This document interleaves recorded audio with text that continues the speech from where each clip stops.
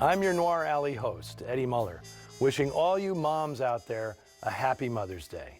And I'll extend that to all you other mothers too.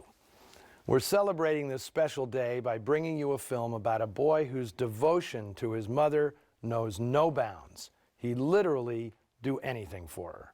From Warner Brothers in 1949, it's White Heat. This classic crime thriller stars the great James Cagney as a mama's boy who gets homicidal whenever the white heat cuts through his brain like a buzzsaw. It's the second one he's had in a month. He's nuts. Villains in crime films of the late 1940s had gotten crazier and more popular, with actors like Richard Widmark, Dan Duryea, Lawrence Tierney, and Charles McGraw bringing a fresh kind of screw-loose psychopathy to the big screen. But Jimmy Cagney, who had sworn off playing crooks after spending most of the 1930s on the wrong side of the law, he would top them all with his performance as Cody Jarrett. White Heat's reputation as a classic gangster picture has steadily increased over the years, but I think that tag is a misnomer. Cody Jarrett is an outlaw, not a gangster, and the distinction is critical. In the 30s, Cagney juked his way to fame in a series of classic Warner's crime pictures. The Public Enemy, Lady Killer, Jimmy the Gent, Angels with Dirty Faces, and The Roaring Twenties, films that were the bedrock of the studio's golden era. Warner's films were notable for having a socially conscious take on crime. Kids broke bad as the result of poverty and injustice endemic to a modern city. They became gangsters to create money-earning schemes alternative to the legit enterprises a poor boy could never crack. Cody Jarrett's lawlessness, on the other hand, stems from a mental disorder. His mother is the root of all his problems. Ma Jarrett, played by longtime British stage actress Margaret Wycherley, is a doting, smothering hard case who'll alibi her boy out of anything, including murder. Sigmund Freud should have a script credit.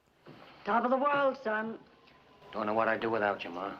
White Heat also represented a conservative backlash against a trend in which normal people were driven by social pressures to commit crimes.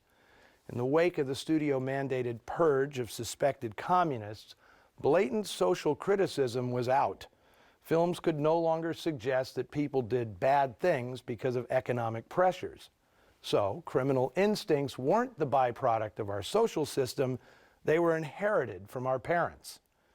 Eric Johnston, head of the Motion Picture Association of America, had earlier in the decade defied the House Un-American Activities Committee's attempt to influence film content, only to reverse himself and spearhead the studio's subjugation to it. He declared to the Screenwriters Guild in 1948, "We'll have no more Grapes of Wrath. We'll have no more Tobacco Roads. We'll have no more films that deal with the seamy side of American life. We'll have no more pictures that deal with labor strikes. No more pictures will show a banker as a villain."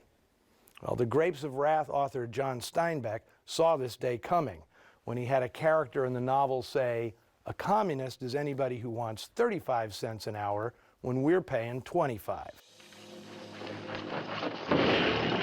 Examination's over. All right, turn around. Ben Roberts and Ivan Goff's script for White Heat came along as Jimmy Cagney reached a personal and professional crossroads. After reaching the peak of stardom, playing George M. Cohan in Yankee Doodle Dandy and winning an Oscar for his performance, Cagney protected his fame during the 40s by rejecting any association he'd had with left-wingers during his days at Warner's. But by 1948, his missteps as an independent producer had dimmed his luster. He needed a surefire hit, and White Heat was just the ticket, a new take on the old crook. It's an Oedipus complex, not the hardships of poverty, that drives Cody Jarrett to pull dangerous, high-stakes heists.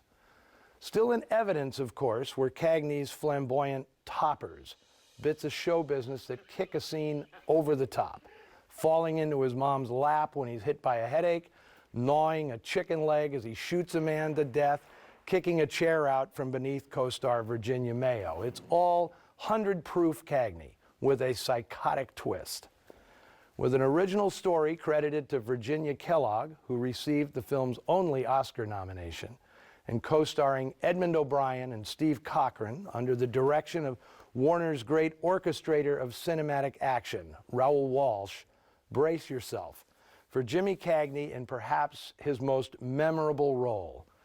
Here is White Heat.